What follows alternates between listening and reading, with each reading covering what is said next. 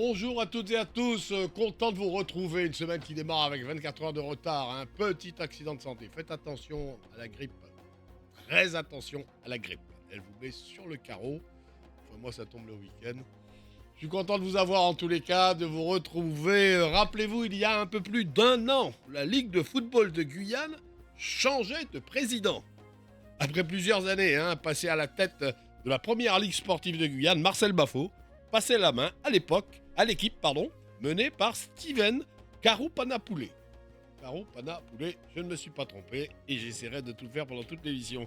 Un changement dans la douleur et la difficulté, il avait fallu 2 élections, c'était pas simple, une sorte de bataille d'ailleurs entre les anciens et les modernes, remportée brillamment par l'équipe des jeunes, faut bien le dire.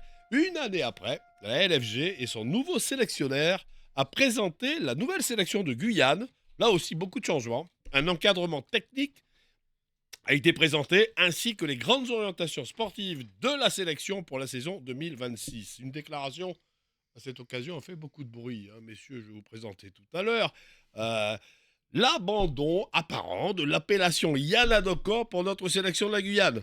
Alors, signe une volonté de rupture avec le passé récent? On ne sait pas. Nous recevons donc Steven Karoupanapoulé, président de la Ligue de football de Guyane, et Stéphane Durbano, le nouveau sélectionneur de la sélection de Guyane. Bonjour messieurs, ils vont répondre à nos questions. Bonjour messieurs. Bonjour. Bonjour aux auditeurs et aux téléspectateurs aussi. Alors, on commence par Stéphane Durbano, un visage que peut-être tous ne connaissent pas. Enfin bon, non, mais le monde sportif, oui. Parce que ça fait un petit moment qu'il est d'abord en Guyane, il va nous le dire, qu'il est en charge des sportifs de Guyane. Il va également nous dire quand et pourquoi. Donc, vous êtes donc en tout état de cause le nouveau sélectionneur de Guyane. Vous avez été désigné par la LFG en novembre, me semble-t-il. Ça s'est décidé au mois de novembre de l'année dernière. Et vous avez dévoilé votre équipe, c'est-à-dire l'encadrement de la sélection, et votre toute première sélection le 3 janvier dernier, c'était il y a quelques jours. Ouais, c'était le week-end dernier. Ouais. Oui, ben voilà, on a mis en place un groupe de techniciens avec qui j'ai envie de travailler et avec qui ça se passe très bien. Donc voilà, le premier stage. Alors le premier rassemblement était en décembre, sur Sinamari, sur un entraînement. D'accord. Et le premier stage officiel a été le week-end du 2, 3, 4 janvier. Voilà, très bien. Une équipe sur laquelle on reviendra tout à l'heure, et puis des orientations et des objectifs également. Steven Napoulet, j'en étais sûr que j'allais encore me accrocher votre nom, vous m'en excusez. Votre choix de Stéphane, vos déclarations relatives au Yanadoko, est-ce que ça finalise, là, un an après, les objectifs que vous étiez fixés en novembre 2024? Alors oui et non, puisque bien évidemment, dans tout projet et dans tout objectif, il faut savoir s'adapter aussi à un contexte et une réalité. Donc c'est ce que nous avons su faire. Stéphane Giordano a fait partie des nombreuses candidatures qui ont sollicité la Ligue de football de Guyane pour le poste de sélectionneur, en proposant un projet et un staff.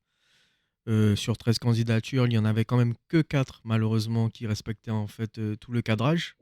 Signe aussi que c'était, un format un peu habituel, sur l'expression, passée, je dirais, au niveau de la ligue, mais qui qualifiait en tout cas, notre volonté de structuration par cette procédure. Ensuite derrière, il a fallu, bien évidemment, faire des entretiens donc avec 3 de ces 4 candidatures et effectivement, c'est Stéphane Giordano, et son équipe qui ont su, sortir, leur épingle du jeu, tout simplement pour pouvoir, être aujourd'hui à la tête de cette sélection. C'est vrai que dans le projet qui avait été proposé, c'était pas forcément le staff d'aujourd'hui qui était celui qui avait été proposé, puisqu'il y a eu des évolutions professionnelles notamment qui ont impacté cette proposition, et puis des évolutions, je dirais, en interne aussi. Et donc, du coup, il a fallu un petit peu remanier en trouvant de la compétence et surtout des personnes de confiance pour pouvoir concourir sur ce projet.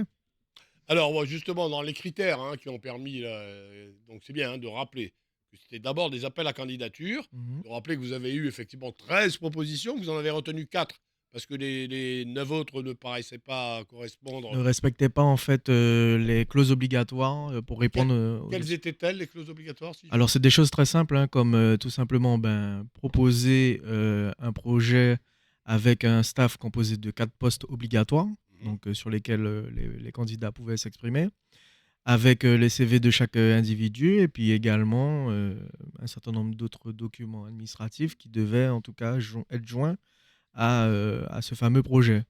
Et puis, ben, force a été de constater que certains parmi les candidatures n'ont même pas respecté la moitié de ces demandes. Voilà, la première partie, c'est toujours les dossiers n'étaient pas remplis ou mal remplis ou pas ou incomplets, quoi. Toi qui as été responsable dans une grosse structure, tu sais à quel point c'est important de bien faire les choses. Oui, ah non, bah ça c'est bien, c'est tout à votre honneur de vouloir bien faire les choses et c'est bien de le rappeler à nos téléspectateurs et auditeurs avant qu'ils n'appellent, hein. Je sais qu'ils sont nombreux à vouloir vous interpeller, mais sur des points bien précis Mhm. sur lesquels on reviendra. C'était promis, c'était fait, ça sera fait. À partir de midi, hein, je vous rappelle le numéro du standard 05 94 36 36 06. Mais pour l'instant, on en profite pour en savoir un peu plus. Donc là, pareil, donc le recrutement du nouveau sélectionneur se fait dans une procédure ouverte, transparente. Dans les 4 critères, vous ne les avez pas nommés. Je vais peut-être m'adresser à. Est-ce qu'il y avait d'abord des. Est-ce que vous avez reçu des candidatures de l'extérieur? Est-ce qu'il y a des candidatures locales? Est-ce que le Mhm. fait que Stéphane Turbado, qui va nous rappeler son parcours, il n'a pas voulu le faire tout à l'heure, son parcours guyanais notamment, mais pas que, est-ce que ça a été un avantage pour retenir sa candidature? Alors oui, il y a eu effectivement des candidatures de l'extérieur et des candidatures, on dira, locales. Plus de candidatures extérieures d'ailleurs que Ah oui, locales. oui. Voilà. Donc on s'attendait quand même au contraire, mais bon voilà, on a eu plus de candidatures extérieures. Et effectivement, le projet et l'équipe proposée par Stéphane proposait une mixité qui était un peu inédite et exclusive au niveau des différentes candidatures. Hmm. Puisqu'on avait une partie de personnes locales et une partie de personnes extérieures, mais avec des postes forts et avec une expérience professionnalisée du sport sur lequel nous sommes. Alors Stéphane, bon, vous de votre côté, hein, je vous dis, vous êtes peut-être un peu moins connu hein, que le président depuis qu'il a été élu en tous les cas, mais déjà avant il a eu une vie même, j'allais dire publique en tous les cas sur les médias précédents dans d'autres fonctions.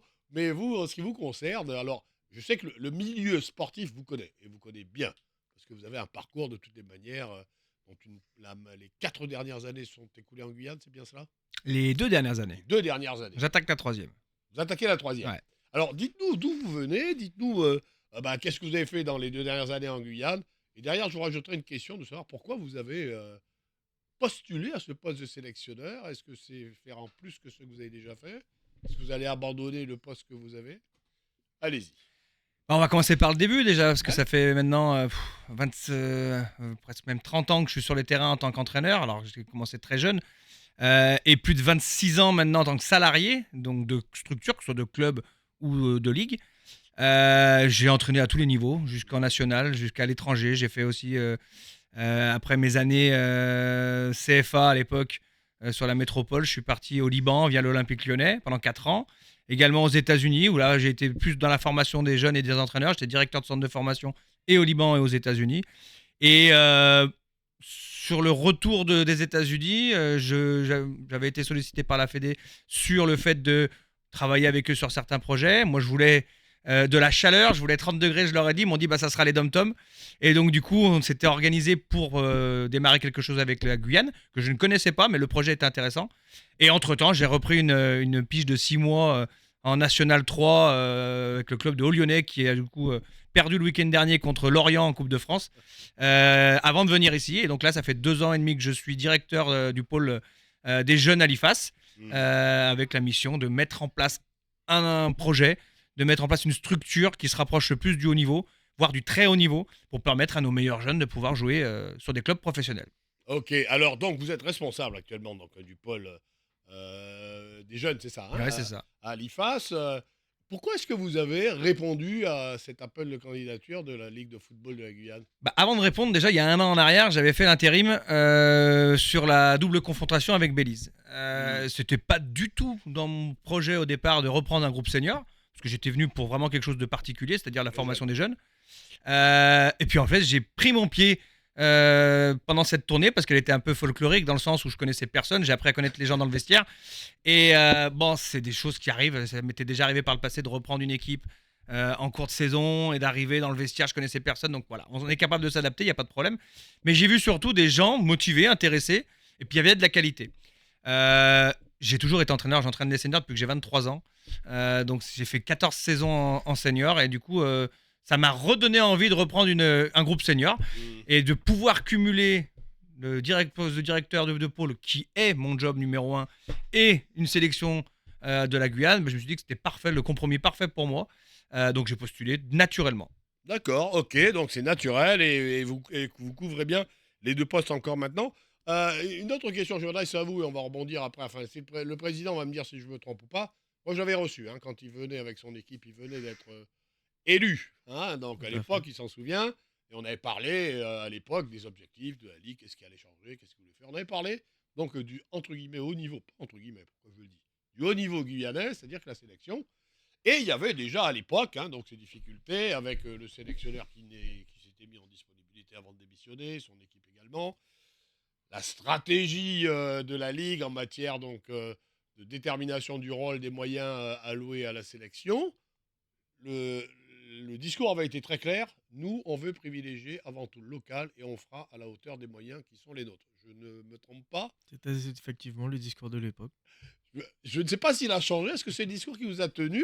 En tous les cas, vous avez présenté votre sélection et à l'intérieur de la sélection, vous avez dit de toutes les manières, moi, je n'aurais pas besoin de renfort extérieur au-delà de 4 joueurs pro ou semi-pro qui viendront en dehors du championnat de Guyane. Alors c'est pas comme ça que j'ai dit. Ah, allez. J'ai pas dit ça comme ça. J'ai dit que d'ailleurs, j'ai posé mon projet et mon projet était clair et je n'aurais pas fait d'autre chose.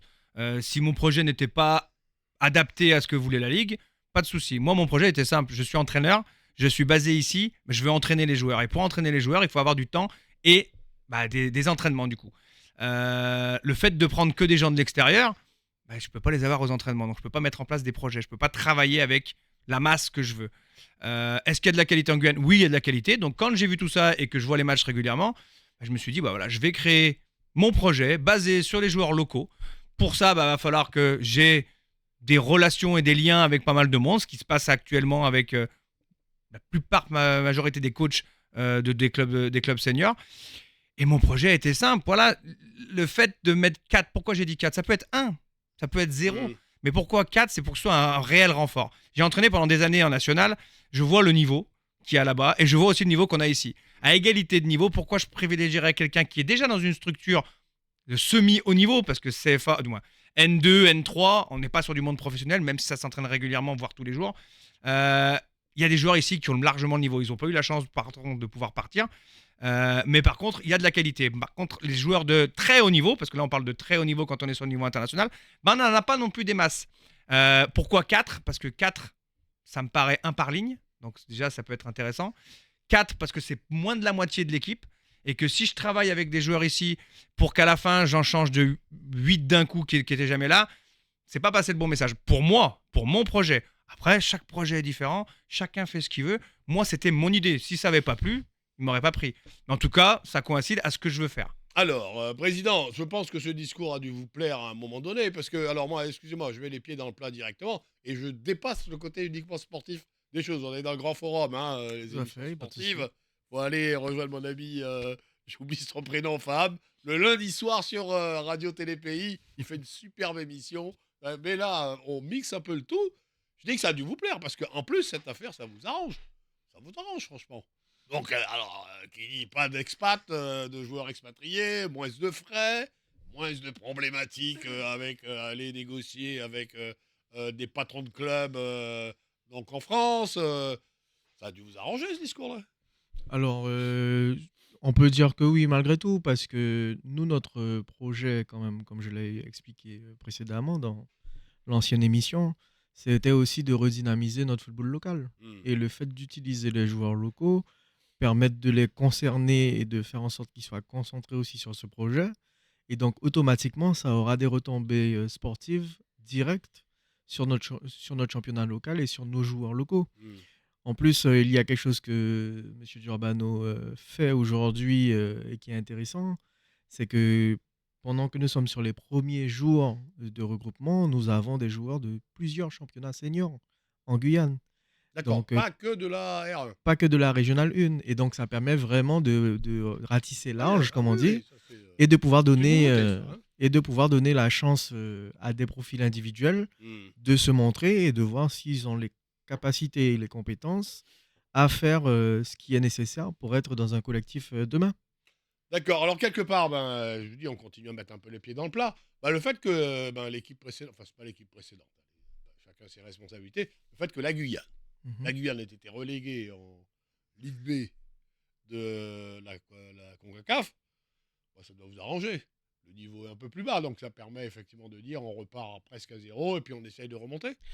Si je peux me permettre, si on est dans cet Allez-y. esprit-là, faut pas faire ce sport-là. Ouais, Faut pas faire ce ce que j'allais dire. métier-là. Non, c'est bien évidemment que ça aurait été bien mieux d'être en Liga et de se confronter tout de suite à ce qui se passe de mieux dans notre confédération. Après, c'est comme ça, ça arrive, des fois, comme dans les championnats de n'importe quel niveau, il y a des montées, il y a des descentes, il y a de la structuration, il y a des objectifs à peut-être revoir différemment. Mais non, non, bien évidemment que on n'est pas dans ce... En tout cas, moi, je suis pas du tout dans cet esprit-là. Moi, Et je pose des questions c'est un, et j'admire Et je vos vous donne la réponses. réponse. c'est un petit peu ce que j'allais dire aussi, c'est que quand on fait du football, c'est l'esprit de David contre Goliath. Oui. Et donc, du coup, on aime bien ça, nous, en Guyane, être David et aller Il y se a battre eu contre Goliath. effectivement quelques matchs, vous avez dû y assister dans les 2 dernières années, effectivement remarquables. Mhm. Néanmoins, je continue dans mes idées, monsieur Durbano. Prenez pas ça sur le plan uniquement sportif. Néanmoins, une chose est pratiquement sûre, c'est que là, on pourra recevoir en Guyane.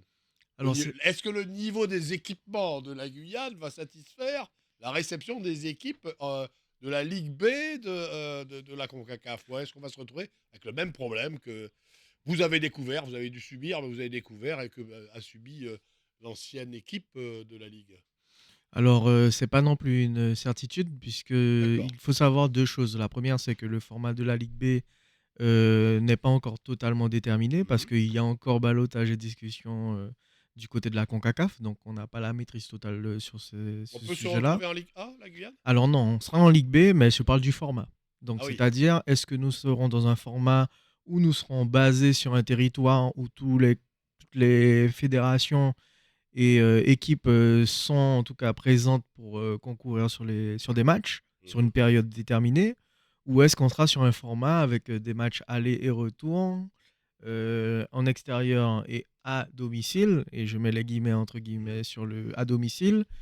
Ça, c'est une question qui est encore un petit peu en suspens aujourd'hui. La Mhm. tendance est plutôt à aller sur quelque chose de sectorisé sur une période. Mhm. Maintenant, elle n'est pas confirmée. Donc, nous attendons déjà cette confirmation-là ou cette information-là. Et ensuite, derrière, je rappelle quand même qu'en 2022-2023, on recevait déjà en Guyane sous un Oui, format dégradé. c'est vrai, Et mais ça donc, s'est arrêté en 2024. et en 2024, ça s'est arrêté parce qu'on n'est pas monté en Ligue A. Mais le fait d'être redescendu en Ligue B, sachant que le stade n'a pas subi de travaux majeurs, indique qu'on n'a pas la certitude qu'on acceptera de nous donner une dérogation encore pour pouvoir recevoir sur la Guyane, si D'accord. jamais on est dans un format où on reçoit les matchs en Guyane. Par contre, ce qui est certain, c'est que à l'heure où je parle, la CTG a accordé une subvention à la mairie de Rémire, qui m'a été confirmée par le maire en personne, et qui devrait pouvoir permettre à la mairie de Rémire de faire des travaux nécessaires à ce stade. On a quand même un autre problème, et comme on est dans le grand forum, je profite pour en Oui, parler, allez-y, allez-y. c'est que comme on n'a pas suffisamment d'infrastructures, et que pour faire des travaux, il faut fermer une infrastructure, comment faisons-nous pour fermer le stade d'Edmar Lama, qui accueille aussi des matchs de championnat, et même pour ce week-end des matchs de jeunes, Mhm. puisqu'on a eu des stades qui ont été fermés à cause des intempéries, alors que nous avons besoin de faire ces travaux et que nous n'avons pas assez d'infrastructures déjà pour fonctionner normalement. Quel deadline a le maire de Rémire-Montjoly pour arriver à vous satisfaire? On doit valider le terrain 30 jours avant la date de compétition si on reçoit sur le terrain. Donc ça veut dire qu'il faut que pour des mi-août, Mi-août. on dira plutôt mi-août, qu'on ait validé le terrain, donc 30 jours avant, sachant qu'il y a toujours une visite, une prévisite, donc à 60 jours donc, de la Ouais. compétition. Et à mon Avec les avis, travaux, ils commençaient avant, quoi. il aurait fallu qu'elle commence là, Il n'y je a pas de solution pense. de secours autre on est sur les infrastructures, vous avez noté. Problématique des stades en Guyane, et j'aimerais entendre Stéphane Durbano, le sélectionneur, sur cette problématique également. Mais allez-y, président. Potentiellement, il y aurait Sinamari qui a aussi bénéficié d'une subvention CTG pour pouvoir moderniser ses infrastructures. Il y a un bon travail qui est fait par Monsieur le maire et son équipe. Et aujourd'hui, bon, le stade est quand même fermé à Sinamari jusqu'à nouvel ordre, parce que il y a une deuxième phase de travaux qui a débuté début janvier. Et aujourd'hui, ça vient perturber nos championnats et alourdir l'utilisation de d'autres infrastructures. Hmm. Donc, on n'a pas de la maîtrise totale dessus.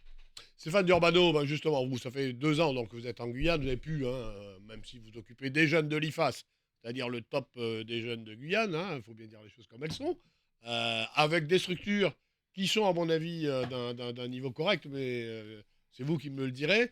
Mais pour le reste, comment est-ce que vous voyez, vous qui avez voyagé dans le monde, comment est-ce que vous voyez un petit peu la situation des infrastructures sportives en Guyane et est-ce que vous pensez qu'il y a un pas, il y a des choses à faire? Alors déjà aussi, je me balade de partout en Guyane. Je vais voir un peu tout ce qui se passe. J'étais à Papay-Jeton, Maripasoula il y a encore quelques semaines. Bien sûr qu'il y a une grande difficulté au niveau des infrastructures en Guyane, clairement. Surtout quand on est dans des périodes comme maintenant où il pleut abondamment. Les terrains en herbe sont très vite défoncés. On ne peut pas enchaîner 2 matchs de suite, sinon la pelouse on l'a plus pendant 2 semaines, 3 semaines. Donc c'est très compliqué. Il y a peut-être plein de choses comme du drainage à remettre en place. Les terrains synthétiques, c'est pareil, c'est bien, c'est très bien.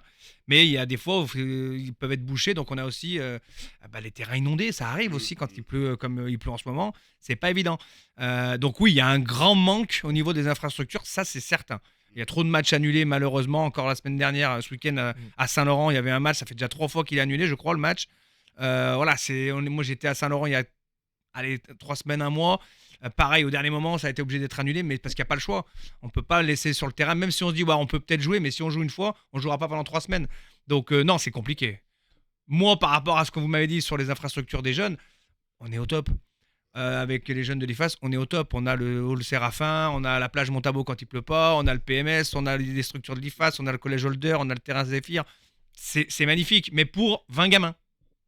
Bon, 20 gamins, pas pour tous les licenciés de la Ligue et peut-être pas suffisamment aussi pour nos sélectionnés futurs.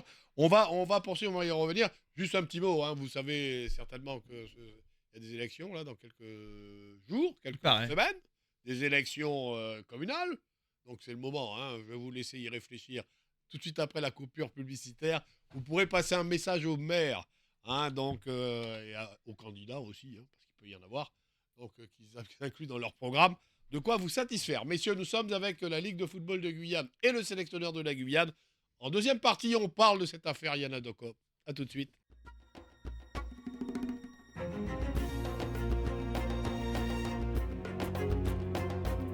Bonjour à toutes et à tous qui nous rejoignent, toutes celles et ceux qui nous rejoignent dans ce grand forum et rebonjour aux autres qui sont avec nous depuis 11h30.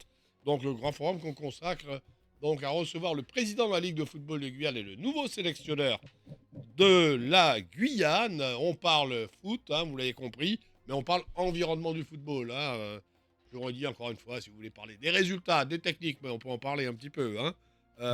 Donc ça, il vaut mieux joindre l'émission de mon ami femme le lundi soir sur Radio Télé Pays. Donc et vous aurez plein de renseignements dessus. On avait terminé notre conversation sur la problématique un petit peu des infrastructures. Je vous avais recommandé de réfléchir à un mot à glisser au maire. Mais on a échangé pendant la période publicitaire. Vous me disiez qu'en sus, le problème principal des terrains en Guyane, c'est un problème de résistance, de drainage, de résistance au changement climatique. Stéphane Durbano, vous êtes un fanatique, un défenseur des terrains synthétiques. Pourtant, vous êtes un entraîneur de haut Absolument niveau. pas. Ah, C'est pas du tout ce que je vous ai dit. Ah. Je n'aime pas du tout les terrains synthétiques. Par contre, pour avoir la possibilité de jouer régulièrement sur des terrains, le synthétique, il n'y a pas mieux. Malheureusement, parce que ça tient, parce que si on l'entretient bien, alors c'est un coup fort au départ, mais par contre, sur 10-15 ans, le terrain, il bouge pas si C'est un on mal l'entretient nécessaire. régulièrement. Mais il n'y a pas le choix. Les terrains ici sont trop compliqués à entretenir. Avec la période où il fait très chaud, les terrains sont durs.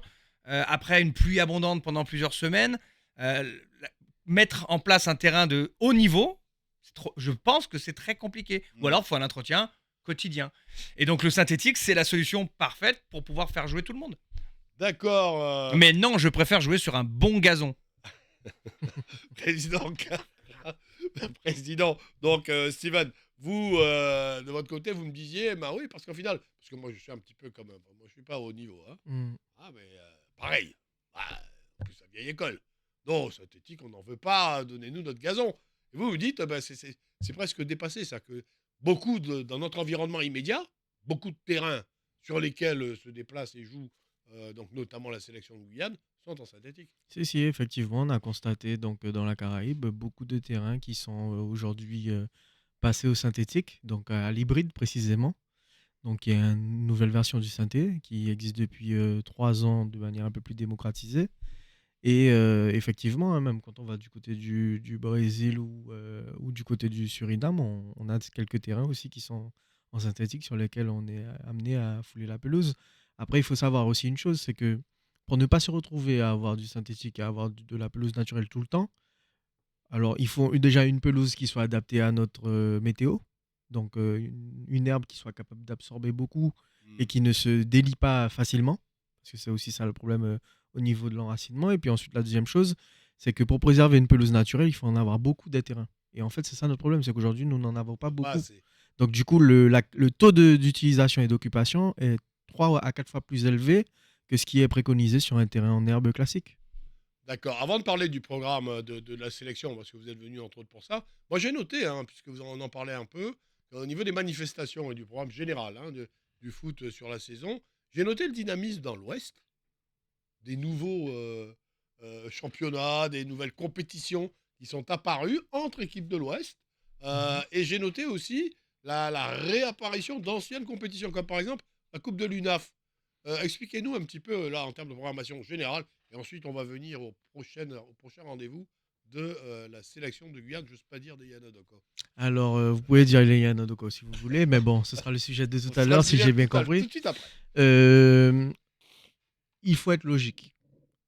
Nous ne pouvons pas aller sur un projet où nous voulons faire avec du local et parler de dynamisme sur notre football local et ne pas amener ou ramener des compétitions. Hmm. Donc il y a effectivement la Coupe de la CCOG qui a quand même existé sur une première version avant notre arrivée, mais que nous avons donc pérennisé et que nous cherchons en fait à conserver sur une certaine durée.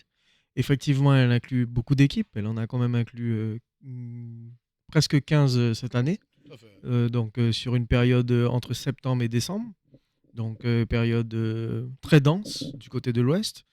Ensuite, vous avez cité la Coupe de l'UNAF, qui est issue du fait que l'UNAF, après plusieurs années d'inactivité, est revenu par le biais de son nouveau président, donc Monsieur Merrill, et qui, dans une volonté commune à tous, a remis en place un petit peu cette commune. Ça y est, entre les arbitres et les footballeurs, les arbitres et les dirigeants, les choses sont calmées.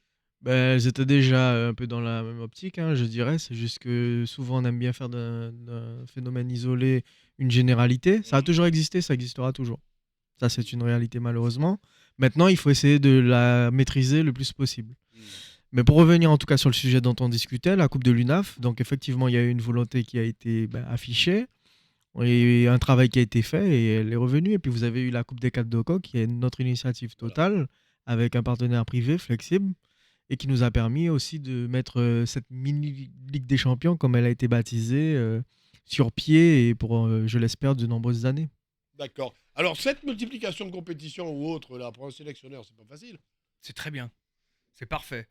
Parce que les joueurs vont pouvoir enchaîner des matchs et enchaîner des compétitions. Parce que on est, si on parle du très haut niveau, quand on est sur des compétitions internationales, les adversaires s'entraînent quasiment tous les jours. On a beaucoup de professionnels en face. Nous, on a des joueurs qui vont s'entraîner 2, 3 fois dans la semaine. Et si en plus de ça, ils ont qu'une vingtaine de matchs dans la saison, c'est compliqué pour arriver à avoir le niveau. Donc là, plus on va enchaîner les matchs, bah, mieux c'est. Mais comme je disais aussi à certains joueurs la semaine dernière, même si vous êtes en futsal, super. Vous avez 3 séances foot, 2 séances futsal. Vous avez votre semaine qui est pleine. Donc ça, c'est intéressant. Donc plus il y aura de compétitions bien organisées, bien encadrées, mieux ce sera. D'accord, d'accord, bah ok, parfait, hein, une bonne symbiose entre vous deux, oui. Alors après, c'est vrai que Johan. notre difficulté, c'est le fait que comme il y a un manque de terrain, encore une fois, on y revient, Ouais. c'est plus difficile effectivement sur le calendrier. Mais bon, on a été élu pour ça, hein, pour se tirer les cheveux. Hmm, d'accord, vous êtes élu pour ça. On va rappeler votre équipe tout à fait après, parce que vous n'êtes pas tout seul au sein de la Ligue, il faut le rappeler. Juste le programme, alors, les objectifs et le programme de la sélection de la Guyane. Alors, les objectifs sont à très court terme, parce que déjà, c'est de voir du monde. Là, j'ai déjà vu une trentaine de joueurs. Mercredi prochain, je pars à l'ouest, donc à Saint-Laurent, pour faire un entraînement avec que des joueurs basés sur l'ouest, donc à Patou, Mana, Saint-Laurent, Irakubo.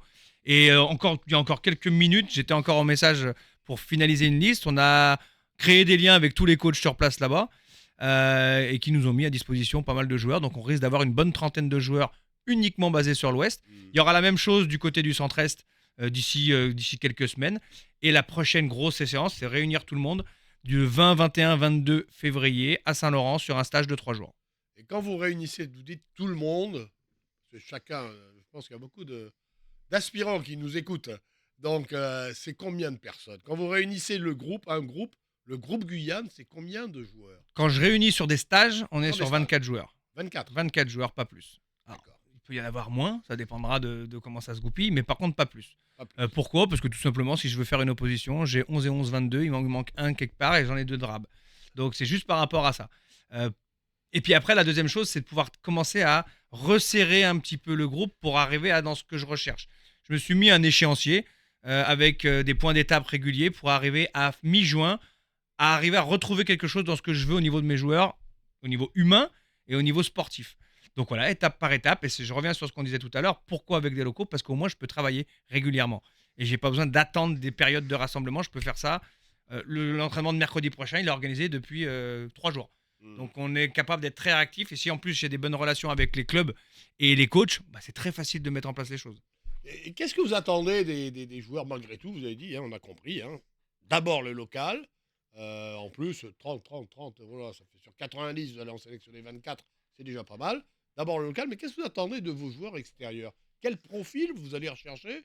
Si vous allez en chercher, quel profil vous recherchez d'abord? Des leaders. Des leaders. Donc des gens qui sont capables de faire passer le bon message parce que eux connaissent le très haut niveau.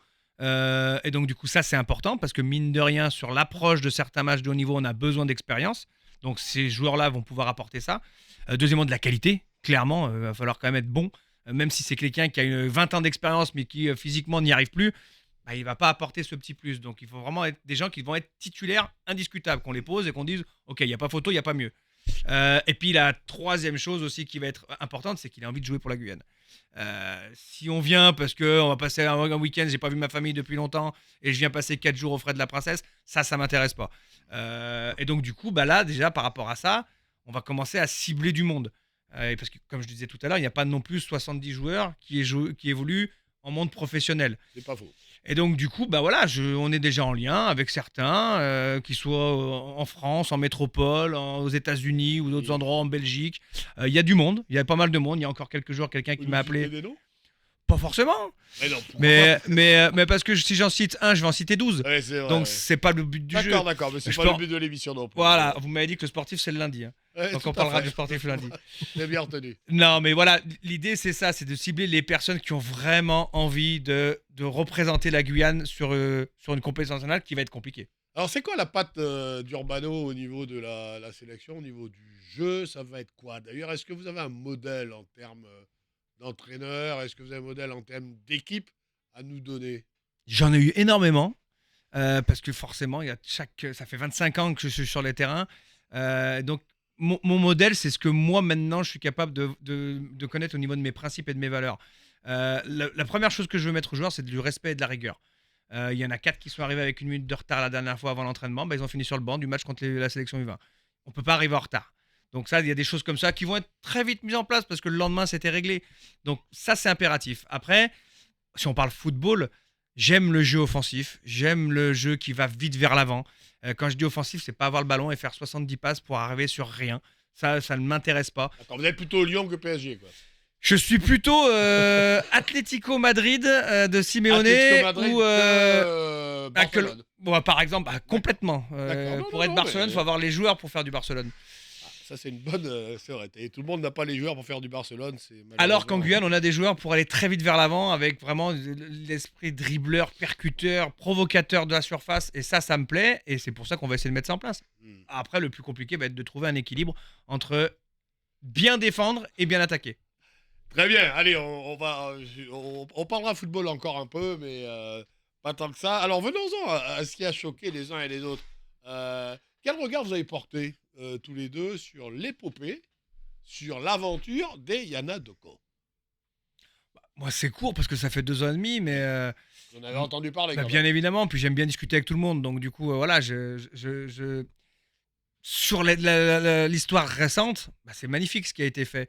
De monter en Liga, d'arriver à créer des. Même si c'était malheureusement des matchs à l'extérieur, parce que moi, le premier, quand je suis arrivé, il y avait eu un match, je me rappelle à domicile, il y avait du monde, il y avait eu un match amical contre Haïti qui avait. Énorme. C'était super. Et donc, c'était aussi une frustration bah, pour moi qui aime le foot de ne pas voir la sélection. Mais malgré ça, ils ont quand même réussi à monter. Dans le passé, il y a aussi une Gold Cup il y a une dizaine d'années. C'est ça. Il y a des choses extraordinaires qui Ça, ont ça, été je faites pense, oui. et qui, j'espère, vont continuer. Alors, et vous, président, que vous avez connu, vous vous rappelez l'épopée de la Gold Cup, l'affaire Malouda au Canada, les difficultés qu'on a eues à Miami, bon. Je me rappelle même de la Coupe des Dômes. Oh là, Voilà. on n'était pas encore Donc, Yann à l'époque, non? je crois que le nom n'existait pas encore, Pas encore, effectivement. non, c'était pas les. Mais moi, je me rappelle de cette époque-là où Oui, on oui, disait je me souviens, où on disait sélection de Guyane, d'ailleurs. Sélection de Guyane, Voilà. c'est vrai, c'était la sélection. Donc, lorsque j'ai dit qu'on reprenait un petit peu le nom d'origine, je n'ai pas menti. Voilà, ça c'est pour faire un petit peu la boucle sur le sujet. Ouais. Ensuite, il y a eu le nom Yana Doko, mais qui, dans l'histoire, a été créé en 2012, mais a vraiment été connu en 2015, Ouais. lorsque Jair Karam a pris les rênes de cette sélection. Brillamment, puisqu'en 2017, il nous a qualifiés pour une première phase finale de Gold Cup, où on a quand même vu notre illustre idole à nous, Florent Malouda, être présent avec cette équipe, même si on connaît un petit peu la suite de l'histoire qui est malheureuse, mais en tout cas, voilà, ça nous a fait rêver, ça continue de nous faire rêver. Maintenant, c'est la Guyane qui nous fait rêver. C'est pas Yana Doko, c'est pas sélection de Guyane, c'est la Guyane tout court. Alors, qui a pris la décision c'est vous qui avez décidé de dire C'est-à-dire- on laisse tomber Yann Adoko? Si, oui et non. C'est-à-dire que c'est parti d'une discussion que nous avons eue entre membres de comité directeur déjà sur d'autres problématiques, sur des problématiques contractuelles aussi, parce qu'il y a un contrat aussi derrière ce nom Yana Doko, il faut savoir. Oui, je crois que c'est un nom qui a été déposé. Et il est breveté et il est sous une convention aujourd'hui. Donc, Mais qui n'est plus laissé active. entendre que la convention est une mise à disposition gratuite de la Ligue. Je vais pas commenter en tout cas les choses dont je n'avais pas la On va maîtrise laisser à entendre, l'époque. hein, donc, Mais pas- bon, si c'est ce qu'on vous a laissé entendre, Ouais. tant mieux ou tant pis, je ne sais pas. D'accord. Moi, tout ce que je sais, c'est qu'aujourd'hui, si ça doit générer des sous, contractuellement parlant, je n'ai pas la garantie de ne pas me retrouver devant un tribunal. C'est D'accord. tout ce que je vais vous dire.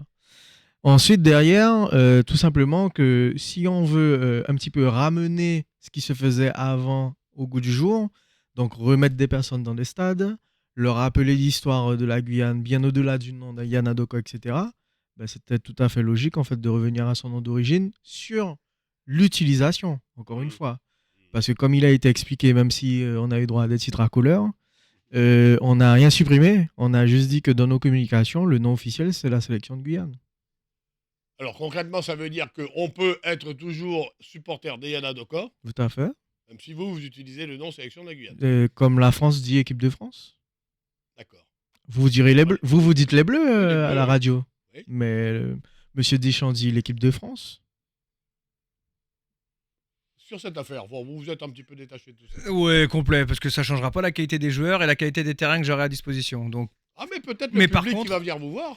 mais grand plaisir et on discutera. Mais après, moi, ça change pas grand-chose. Après, je suis, on parlait des Bleus, je suis aussi d'origine italienne et c'est la Squadra Azzurra là-bas. Ouais. Mais quand on parle dans une compétition, c'est l'équipe d'Italie qui joue, qui fait un match. Donc après, voilà, c'est chacun fait ce qu'il veut, chacun est libre d'appeler son équipe préférée. Ils peuvent appeler les Verts, les jaunes et verts. C'est un débat de passionnés. Mais moi, j'ai d'autres questions à gérer avant. Mais président, vous de votre côté, vous n'avez pas l'impression de vouloir provoquer un petit peu? Vous n'avez pas l'impression parce que vous avez envie de... Allez, hop, on met une barrière, il y avait avant et il y a après. Il y a avant Steven Roux. Oh là là, attends. Carou Panapoulet. Caro Panapoulet.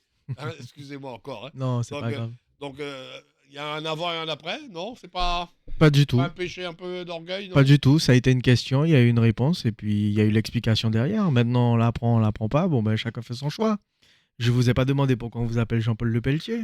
Ah, ça, c'est la faute Et, de mon papa, ça. et pourtant, C'est pas et compliqué. peut-être que votre père vous donne un petit nom qu'on ne connaît pas. Ah, ça, c'est vrai. Ah ben voilà. Ça, c'est vrai. Ça, c'est vrai. Ça, c'est vrai. Ça, c'est vrai. Pourtant, Bon. sur la carte d'identité, ça reste Jean-Paul Le Pelletier. Oui, Voilà. oui, carte d'identité, passeport, autre. Vraie identité. Hein. Alors, donc, on poursuit un peu sur un autre sujet qui vous intéresse directement, Président, c'est la situation financière de la Ligue. Parce que je me souviens qu'à l'époque, c'était une des causes, ou un des points d'interrogation importants, et une de vos interrogations importantes, vous parliez même à l'époque avec votre trésorier, c'est toujours M. Prévost? Alors, Monsieur Prévost est le trésorier adjoint, Adjoint, pardon. qui était venu effectivement dans l'émission avec moi, puisque notre trésorier général était en mission sur Paris. Donc, c'est Monsieur Eugène Roberto, hein, notre C'est ça, trésorier monsieur général. Robert. Voilà. Et aujourd'hui, c'est des sujets qui sont en cours, hein. C'est-à-dire que... L'audit a été fait, vous voyez que vous deviez faire un audit. parce Tout à que fait, vous n'êtes la- vraiment pas clair dans la situation financière. Alors, au final, la Fédération française de football nous a proposé de prendre en charge un audit partiel, donc qui a analysé juste les 2 dernières années avec un déficit de 293 000 euros. Hmm. Et en fait, nous, on va remonter sur les 5 dernières années parce qu'il nous faut une analyse plus fine pour pouvoir affiner notre stratégie de recouvrement, même si nous avons recouvert quand même pas mal de dettes, honnêtement. Mais il y a encore pas mal qui ne sont pas recouverts et sur lesquels on travaille. Aujourd'hui, je vais prendre un exemple simple. Lorsqu'on essaye de développer des choses et que je demande au trésorier, est-ce que tu penses qu'on peut investir là? Il me dit, quand tu investis là, combien tu laisses sur telle dette? C'est un choix, oui. Voilà. Donc, c'est-à-dire, Vous ok, avez pu quand même on essaye mettre en d'avoir... place un budget pour cette année en cours, Si, tout à et fait. 2026 notamment. Tout à fait. Nous avons un budget qui est juste, je pense, qui est un peu moins élevé que ce qui se faisait sur les 3 à 4 dernières années, mais qui est un peu plus, je pense, réaliste et qui n'inclut pas forcément les contractions qui sont en cours sur du fonds privé. Mhm. Voilà. C'est un budget qui permet les déplacements, la représentation de la Guyane à l'extérieur, les déplacements de la sélection, de l'équipe. Même si je sais, on va y revenir, je sais qu'elle a été, je crois que c'est vous qui avez souhaité réduite, hein, quelque part, l'équipe technique qui entoure, parce qu'on a parlé des joueurs, mais il y a toute une équipe, hein, manager une sélection, ça demande toute une équipe. Alors, c'est au-delà de ce qu'a souhaité M. Durbano, c'est que c'était aussi dans les critères qui étaient dans l'AMI. Hmm. C'est-à-dire qu'on prévoyait donc une équipe encadrante de 7 dirigeants. Oui. Et ensuite, bien évidemment, selon le besoin et la possibilité, Là nous où pourrions aller précédemment, je crois au-delà. qu'on allait bien plus loin. Je crois qu'on était au double, ou quasiment. Ouais. Donc, après, c'est des choix, hein. Oui, oui, je oui, respecte. on en avait parlé. Hein, Je respecte. Et comme je on l'avais les a déjà dit entendus, précédemment. d'ailleurs, hein. Si, et moi-même, je l'avais dit précédemment que moi, je respecte les choix qui ont été faits. Maintenant, ce que je sais, c'est qu'aujourd'hui, j'ai une autre équipe avec moi, un autre staff. J'ai la chance, grâce à Stéphane, entre autres, d'avoir dans ce staff un entraîneur d'un club de Ligue 2 qui vient amener une compétence professionnelle qui est au-delà de ce que nous avons déjà connu sur la Guyane, Mhm. qui en plus donne des perspectives de connexion et de réseau, hein, si je puis dire. Puisqu'il faut savoir que quelqu'un Oui, ça qui est dans fonctionne un club comme ça. pro comme ça et qui voit des joueurs en Guyane qui ont un potentiel, il va pas se gargariser de ne pas le dire à son club. Hmm. C'est logique. Et à 2-3 connexions qu'il doit avoir. Donc c'est aussi le jeu et ça fait partie aussi de la stratégie lorsqu'on réfléchit à comment on recrute. Hmm, hmm, hmm. Donc voilà. Le public, je vais venir en vos relations avec les institutions publiques un petit peu plus tard, mais le public, bon, on sait que le public a malheureusement, enfin je dis on sait, c'est pas vrai, parce que je regarde les compétitions organisées, on en parlait, dans l'Ouest, Mhm. ce sont des compétitions sur lesquelles le public participe. Hein. Et puis il y a eu la Coupe des 4 Doko ou la Coupe de l'UNAF récemment où il y avait quand même pas Il y a mal eu de du monde. public. On a eu Je plus de vais vous 500 poser la personnes question. sur la Coupe des 4 Doko, plus de 300, près de 400 sur la Coupe de l'UNAF. Là où on avait tendance à dire qu'on voyait que 50 à 60 personnes, je pense Mhm. que vous vous en rappelez. Tout à fait. Donc non, le public recommence à venir. Lorsqu'on a été donc sur des matchs de qualification sur ces compétitions-là, on a vu des personnes quand même en nombre, que ce soit du côté de Matoury ou du côté de Sinamari. On a fait des choses où on était à près de 200 personnes sur chaque match. Et je pense que effectivement, il faut, dans un premier temps, ramener le public à nouveau dans le stade. C'est chose qu'on sait, mais qu'il fallait, entre guillemets, trouver des solutions pour s'exécuter. Et puis aussi, le travail que nous avons à faire, c'est de continuer à essayer d'augmenter la communication. Et en tout cas, on appelle aux médias à nous soutenir sur ça aussi. Bon, on va essayer de le faire. Mais alors derrière, il y a la Ligue, hein, donc dans une situation de redressement malgré tout, d'analyse de redressement, de resserrement des engagements. Mais il y a les clubs aussi. Les clubs souffrent. Hein. Effectivement, les clubs souffrent parce que malheureusement, les fonds publics se Voilà, réduisent et les- s'amenuisent. Les Et les aujourd'hui, collectivités souffrent, donc les clubs souffrent. et nous avons quand même été obligés, lorsque nous avons été élus, de quand même mettre tout le monde face à ses responsabilités, donc de réclamer en étalant un petit peu les choses, mais réclamer un petit peu notre dû, puisque c'est un dû. Ça reste des choses qui nous sont refacturées pour la plupart, et lorsque nous devons payer alors que nous n'avons pas l'entrée en parallèle, je pense que vous n'avez pas fait peut-être des grandes études de comptabilité, mais vous connaissez un petit peu le principe de l'équilibre budgétaire.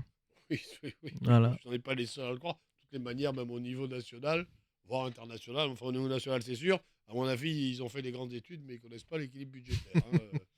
À part ça, ils augmentent les impôts pour soi-disant boucher les trous. Mais comme ils recreusent un trou de l'autre côté. Stéphane Diorno, par contre, vous avez la clé peut-être pour faire revenir, augmenter la fréquentation dans les stades, pour reprendre un petit peu un dynamisme, donner au football guyanais un dynamisme. Les prochains matchs de la sélection, c'est pour quand et comment? Est-ce que le calendrier est déjà fixé? Le calendrier avec les dates, oui. On aimerait avoir un match en mars, un match en avril, un match en juin. Quels Maintenant, adversaires? pour l'instant, ils ne sont pas définis, mais par contre, dans mon projet aussi, c'était de relancer un peu les liens avec le bassin des Guyanes. On est en train d'y travailler avec une sélection de la MAPA. On est en train, il y a 2 clubs du Suriname de première division qui seraient intéressés aussi pour faire une rencontre amicale. On a du monde autour, on connaît les prix des billets d'avion pour partir faire une excursion quelque part, c'est hors de prix. Et puis pourquoi pas bosser avec ce qu'on a à disposition. Non, bah, c'est sûr que le Et du plateau des coup, Guyanes est c'est parfait. Et du coup, faire un match, si possible, à Saint-Laurent contre une équipe de première division du Suriname, ça serait magnifique. Ouais. Donc voilà, on attend encore quelques jours pour confirmer les clubs ou les sélections. Mais en tout cas, oui, il me faut au moins 3 matchs minimum avant juin. 3 matchs minimum, et donc dans notre environnement un petit peu régional, sauf surprise ou autre, ou personnalité ou club qui voudrait se déplacer de l'extérieur, ils se déplacent eux, hein. C'est pas vous qui payez. Alors, on pourrait éventuellement se déplacer aussi. Après, c'est toute une question de stratégie. Tout à l'heure, j'ai Ah, parlé de financeurs privés ouais. qu'on sollicite essentiellement pour nos jeunes, en toute honnêteté, mais qu'on pourrait solliciter aussi pour nos seniors. Et puis, il y a ce qu'on appelle des promoteurs. Aujourd'hui, si on est capable de vendre un projet à un promoteur qui est prêt à investir pour pouvoir mettre un projet qui peut inclure la Caraïbe ou qui peut inclure les Antilles ou juste le plateau des Guyanes, je pense qu'il ne faut se fermer aucune porte. Puisque lorsqu'on veut avoir du choix, on ne fait pas le difficile. Il faut déjà le dire. Puis je rappelle quand même que parmi nos voisins, même si on parle de régional, on a quand même plusieurs nations classées FIFA. C'est ce que j'allais dire. Le Voilà. Suriname a même failli se qualifier pour la Ah, Coupe c'est du pas Monde. fini Alors, encore. c'est pas fini, ils ont un encore les barrage barrages en Ils ont un mars. match de barrage, Ouais. Un aller-retour en mars qui peut être déterminant sur la qualification. Ouais. Et ce qui fait qu'on ne peut pas avoir ce match amical contre le Suriname, d'ailleurs, en mars. Ah oui, à Puisque cause du barrage. comme ils ont le barrage, et c'est eux enfin c'est le président, puisque moi je discute avec les présidents, c'est le président qui m'a suggéré deux clubs de très très grand potentiel sur le territoire. Bon, ben ça fera effectivement peut-être de l'émulation, de l'animation un petit peu au niveau du foot. Je voudrais revenir sur le problème des installations. Vous avez des nouvelles du stade Georges Joumet, stade de Cayenne? Ben, je comptais sur vous, puisque je sais que vous êtes un peu dans tous les rouages, donc vous alliez peut-être nous donner la primeur de Quand on certaines discussions. recevra Madame le maire de Cayenne, et c'est prévu on lui posera la question. D'accord. Parce que Ben... les travaux devaient commencer. On sait pas trop. Alors, il y a des travaux qui ont eu lieu, Ah attention. oui, il y a des travaux qui ont eu lieu, Travaux mais à qui ont eu l'extérieur. lieu. Il y a, non, même également au l'intérieur, niveau de la d'accord. pelouse, etc. Il y a des travaux qui ont eu lieu. La piste toute neuve a été coulée. Moi, je Oui, l'ai oui. vue moi-même. Monsieur Giordano l'a vu aussi, d'ailleurs. Il y a une pelouse qui a été posée. Maintenant, ben, il y a la problématique des pylônes, il y a la problématique des vestiaires, la problématique qui a été résorbée récemment de cet arrosage, système d'arrosage Vétus qui avait été réanimé puis qui est remouru, si on peut dire ça ainsi. Et qui, du coup, ben, soit a été changé ou réanimé à nouveau, je sais pas trop. Ça, c'est après la mairie qui pourra vous répondre. Et puis, il y aura aussi le deuxième tronçon qui concernera à un moment donné les tribunes. Donc, je crois que dans le projet, il y a une ouverture, mais sans les tribunes. Puis après les tribunes, mais bon. Comme je n'ai pas la maîtrise, je vous laisse aller récupérer On va la laisser pour la ces infos. campagne des municipales. Mais on va laisser les équipes de la ville de Cayenne à répondre à cette question. Je pensais que vous aviez les éléments. Mais effectivement, Alors, on échange quand c'est possible avec la collectivité. On a fait des visites de terrain avec Madame le maire directement. Madame Trochimara, Ah, d'accord. avec son cabinet, avec ses équipes, son service des sports et autres. Mais maintenant, c'est vrai qu'au niveau de la temporalité, c'était un peu difficile qu'on ait une date à ce moment-là lorsqu'on a échangé avec eux. Ça date déjà de septembre, donc septembre ou octobre, septembre, je crois. Et donc depuis, on ne s'est pas forcément revu en direct. On a eu à échanger un petit peu par téléphone ou sur WhatsApp, mais plus pour le fonctionnement des équipes de Cayenne qui du coup sont délocalisées par convention sur des installations et infrastructures des communes voisines, donc Matoury et Rémire, que l'on remercie, nous déjà, Hmm. et que j'imagine la mairie remercie aussi grassement. Et puis, mais bien évidemment, effectivement, il faut qu'on avance et on a besoin d'avoir une visibilité parce qu'on nous a quand même parlé d'un projet que l'on semble voir, hein, qui est d'acabit olympique et on aimerait, nous, jouer avec notre sélection dans cette infrastructure. D'accord, un projet, vous pouvez nous en dire un peu plus, non? Alors, je sais juste que c'est un stade olympique. Maintenant, est-ce que je peux vous en dire un peu plus? Ça va être compliqué. C'est la mairie qui Stade pourra. olympique en Guyane? Tout à fait. En tout cas, qui respecte les normes olympiques. D'accord, On a quand même la piscine, donc qu'est-ce qui peut être impossible? d'accord, ça c'est lors de vos échanges avec la CTG, Avec la mairie directement. avec la mairie. Et effectivement, la CTG aussi nous a donné cette information-là dans les échanges. Donc, après, c'est pas super compliqué, hein. Il faut juste respecter des dimensions sur les aires Oui, de oui, oui, dans la jeu. conception, à mon avis, Il y a c'est la pas piste forcément compliqué. Dans la d'athlétisme qui a réalisation, par déjà contre, et qui respecte. Et puis ensuite, bon, ben, il y a toute la partie. parce que je crois pas que ça figure dans les projets pluriannuels de la CTG. Enfin, à ma connaissance, hein, ça figurerait pas. Mais bon, peut-être qu'il y aura du changement. Si jamais les travaux, en tout cas, permettent d'avoir cet agrément, pourquoi s'en priver? Bon, d'accord. Je reviens sur la partie plus footballistique. Là, quelques renseignements, hein, parce que bon, tous nos auditeurs et téléspectateurs ne sont pas des férus, ne sont pas au football, et on vous a, donc autant les informer. Mhm. L'organisation des championnats locaux, c'est combien d'équipes? Donc, il y a combien d'équipes, combien de divisions? Après, on Aujourd'hui, peut pas dans l'armée, mais bon. aujourd'hui, en senior, on a 3 divisions, donc on peut parler de divisions. Donc Ouais. on a la régionale 1, régionale 2 et régionale 3. D'accord. En régionale 1, donc on a 14 équipes qui sont dans un même Réparties sur toute la calendrier, Guyane, hein. qui sont réparties effectivement sur l'ensemble du territoire. Ouais. La régionale 2, qui sont à 14 aussi, et puis la régionale 3, où ils sont 11. Enfin, il y a deux poules, il y a une poule ouest et une poule centre-est, et où ils sont 8 et 11 Et de pareil, la mémoire. régionale 2, c'est toute la Guyane. C'est-à-dire qu'on a des équipes Tout de à fait. Saint-Laurent qui viennent jouer qui vont jouer à Saint-Georges. Depuis cette saison, c'est toute la Guyane, tout à fait. La Euh, problématique des déplacements, on parlait des clubs. Il y avait eu un vote en 2022-2023, donc sous l'ancienne mandature, qui actait que pour la saison 24-25, ce championnat soit unifié. Hmm. Donc ça n'avait pas pu être appliqué parce que le championnat avait démarré extrêmement tard, pour ceux qui s'en rappellent. Ça avait d'ailleurs Oui. conduit à l'arrêt prématuré de ces championnats. Mais c'était lié, je pense, aux élections, puisqu'il y a des calendriers qui n'avaient pas été validés en novembre, lorsque nous avons été élus. Dans la ligue. Et donc, du coup, ça nous a donc, entre guillemets, obligés, vu que le texte avait été voté, à le respecter, tout simplement, pour ne pas se retrouver avec des affaires juridiques qui viendraient invalider des résultats et autres, ce qui serait un peu bête. Donc on est passé sur un format 14 de chaque. Je pense que le championnat unifié peut être une bonne chose, mais peut-être que le nombre est trop important. Oui, 28, ça fait beaucoup. Oui. Voilà. Il Donc, faudrait peut-être limiter et puis augmenter faire R1, R2, mais augmenter la R2 aussi. alors, 11 en R3, je crois, c'est ça?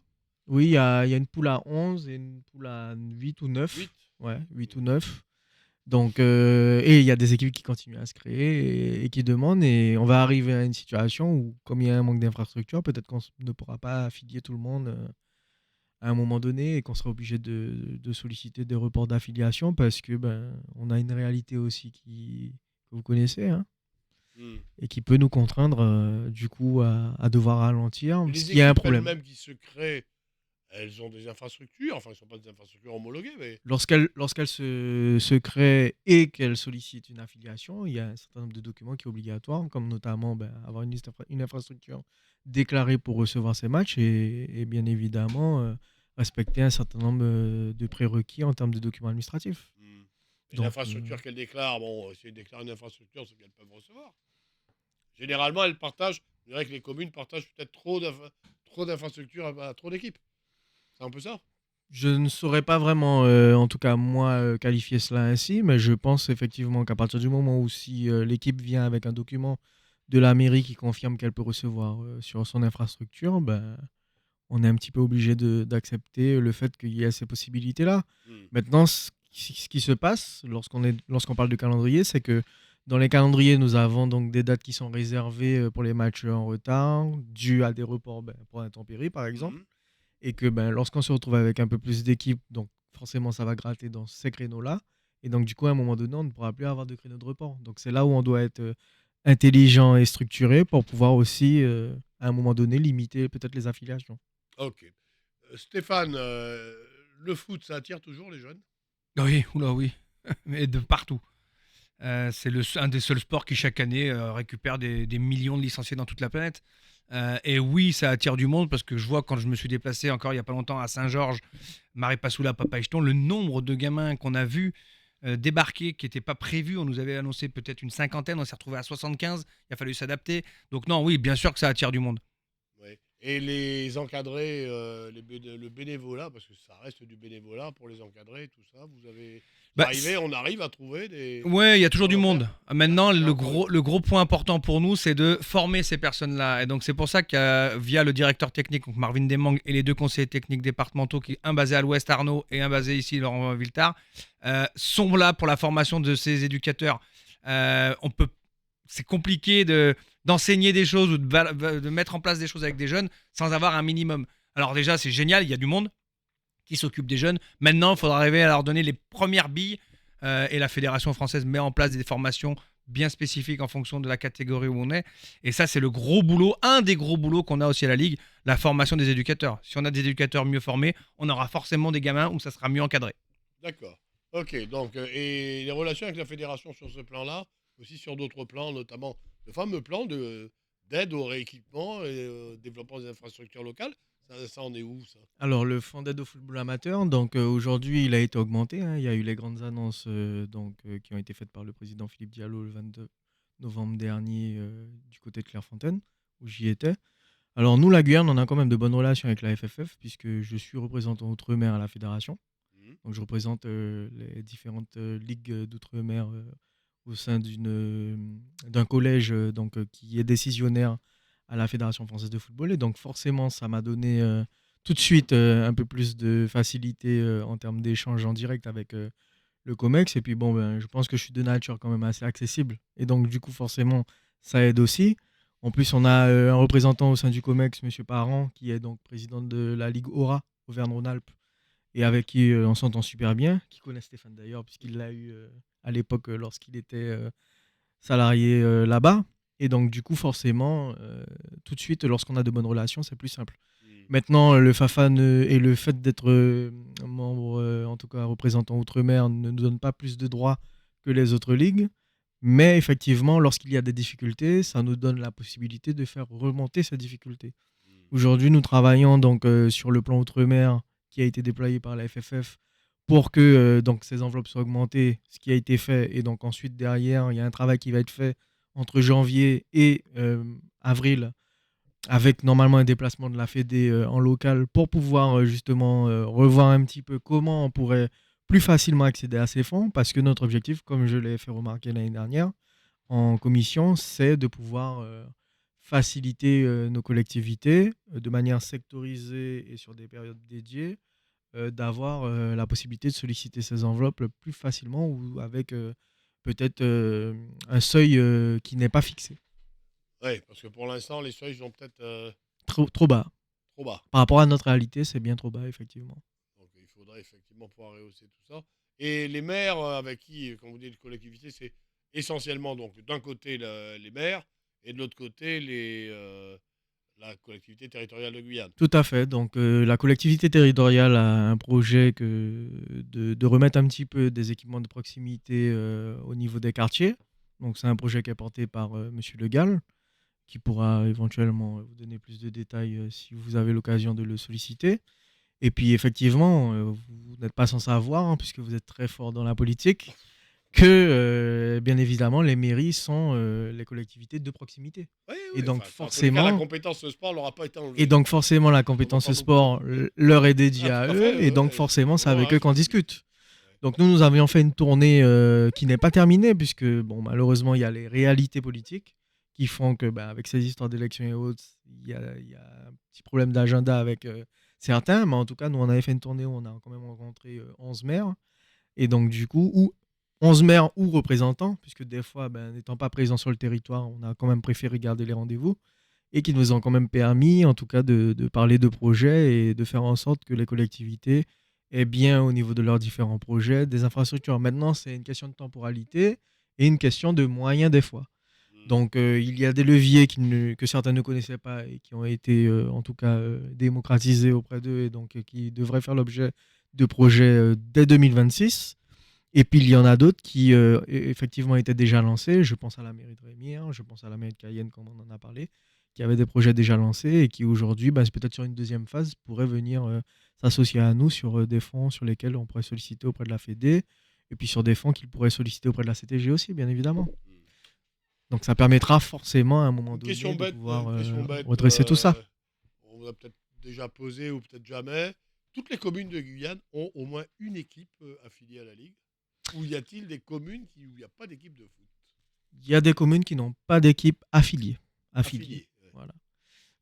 Maintenant, c'est aussi lié forcément à Leur l'isolement. situation, j'imagine Camopi, effectivement, Oui, c'est vrai qu'avoir une équipe à Camopi, ils doivent avoir, ils en ont à mon avis, ils en tout ont. à Mais fait. affiliés à la Ligue, Ils ont des équipes, effectivement, qui pratiquent du football, mais pas affiliées à la Ligue.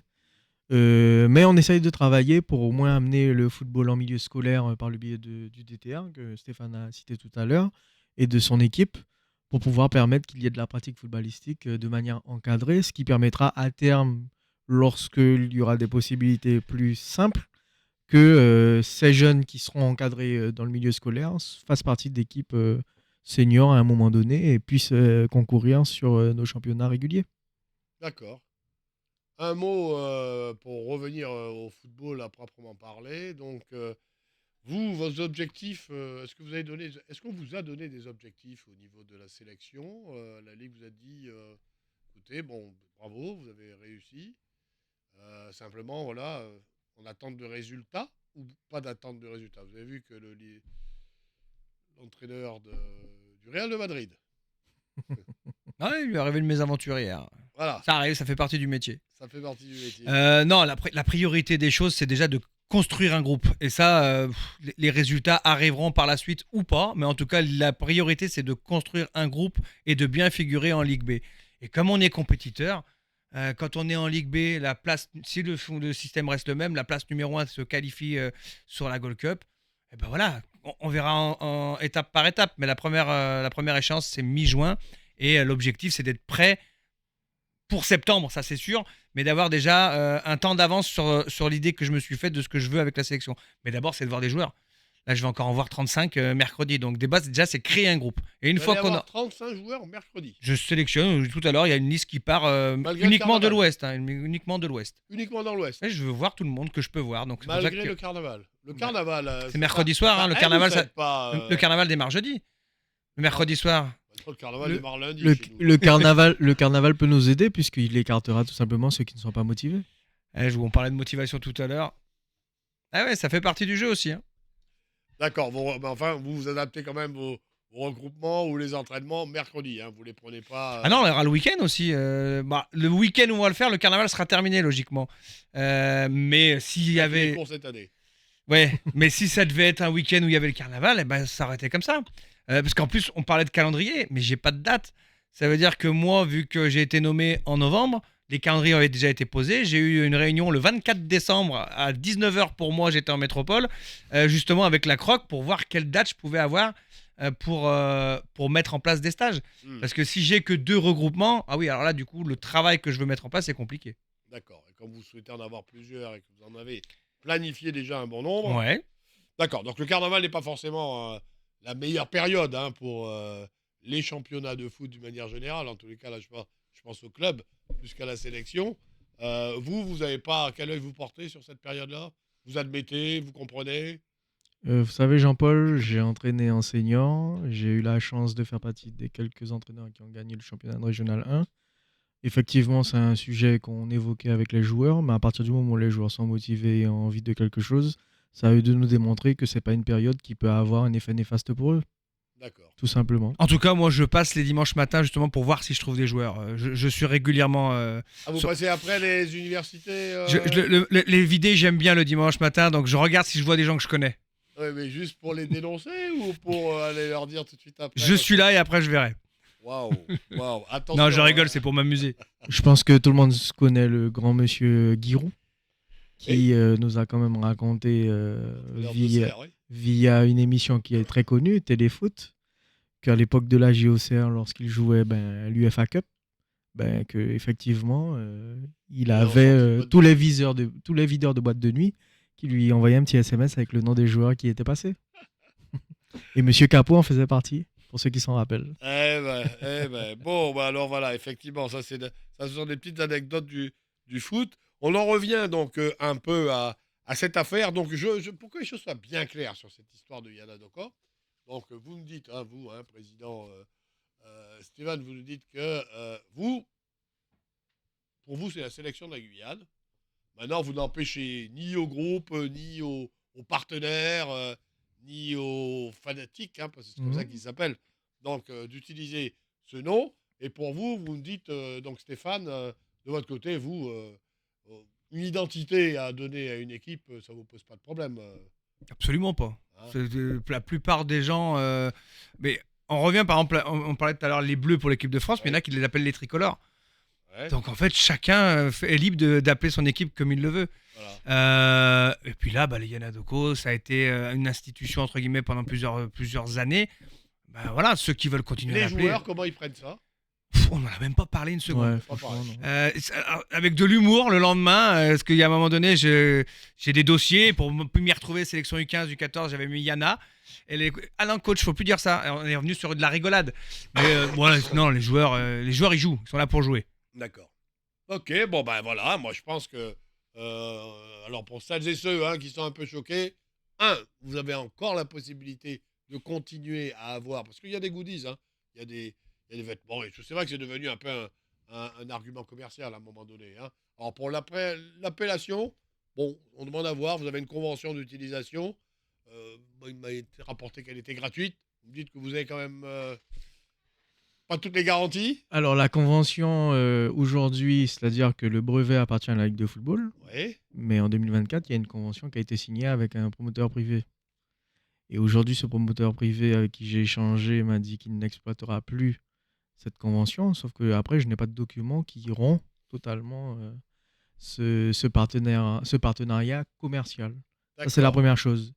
Mais ça n'enlève en rien le fait que, comme je vous ai dit, à l'époque où je regardais la Coupe des Dômes, avec les Guillaume et consorts, c'était Oui, c'est la la sélection sélection de de la Guyane. Non, mais Guyane. c'est Et vrai. Non, lorsque mais... je vais à l'extérieur, je parle des U15, on dit la sélection de Guyane. Je parle des U17, on dit la sélection de Guyane. On a les U20, on parle de la sélection de Guyane. Et aujourd'hui, si on veut un petit peu faire en sorte que tout le monde se sente concerné, ça paraît logique que tout le monde ait un nom unifié aussi. Voilà, tout simplement. Bon, ben écoutez, je pense qu'on a fait le tour de cette affaire qui fait un peu de bruit, mais en fait, c'est juste l'écume. Hein. On a surtout vu Après, des c'est gens. du bruit ou pas. Moi, c'est très bien si on parle de la Guyane. Donc, tant mieux si ça fasse du bruit ou pas. On était à Guyane première la semaine dernière. On a été surpris, peut-être, ou pas, d'ailleurs, d'entendre quasiment que des personnes qui nous ont dit qu'ils ne comprenaient pas pourquoi les gens disaient Yana Doko aussi. Tout simplement. Il n'y a pas de Donc, souci. il y en a qui sont pour, il y en a qui sont contre, parce que peut-être que eux disent no Yana ou no jaune et vert, ou que sais-je d'ailleurs.